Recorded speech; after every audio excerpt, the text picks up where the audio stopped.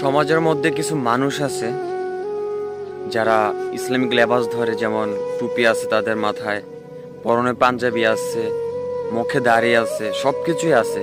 তবে তাদের কাজ হচ্ছে প্রতিনিয়ত মানুষের ক্ষতি করা।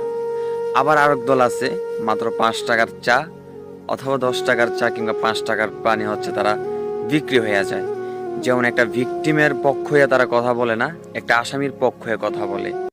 একটা ভিকটিমের পক্ষে কথা বলে না, আসামির রাতের একবেলার খাবার খেয়ে ভিকটিমকে অবহেলা করে, ভিকটিমকে তার সঠিক ন্যায্য বিচারটা তাকে কইরা দেওয়া হয় না।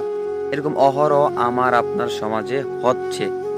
আমার মনে হয় দেশ সংস্কার করার আগে আমরা যদি ঐক্যবদ্ধভাবে, যুবকরা ঐক্যবদ্ধভাবে যদি আগে সমাজটাকে, সমাজের এই কীটগুলা যারা আছে, যারা প্রতিনিয়ত গরিব দুঃখী মানুষের ক্ষতি করে, তাদেরকে যদি আমরা সংস্কার করতে পারি, তো এরকম যদি সবাই করে দেশের, তার এলাকা থেকে শুরু করে, তাহলে এই দেশ এমনিতে সংস্কার হয়ে যাবে। সংস্কার সংস্কার বলে চিল্লায় লাভ নাই, কারণ আমার আর আপনার আশেপাশেই কিন্তু বিভিন্ন ধরনের লেবাসদারি মানুষ আছে যারা প্রতিনিয়ত মানুষের ক্ষতি করে এবং চোরের বিচার করতে পারে না।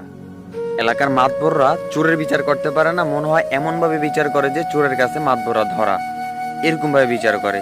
তো আমার মনে হয় আগে আমরা সেই দরবারি, সেই যারা লেবাসধারী যারা আছে, যে লেবাস ধইরা ধইরা মানুষের এই ক্ষতি করে, ইসলামিক লেবাস ধরে মানুষের ক্ষতি করে, তাদের বিচারটা যদি আগে করা হয় বা তাদেরকে যদি সংস্কার করা হয়, দেশ এমনিতে সংস্কার হয়ে যাইব।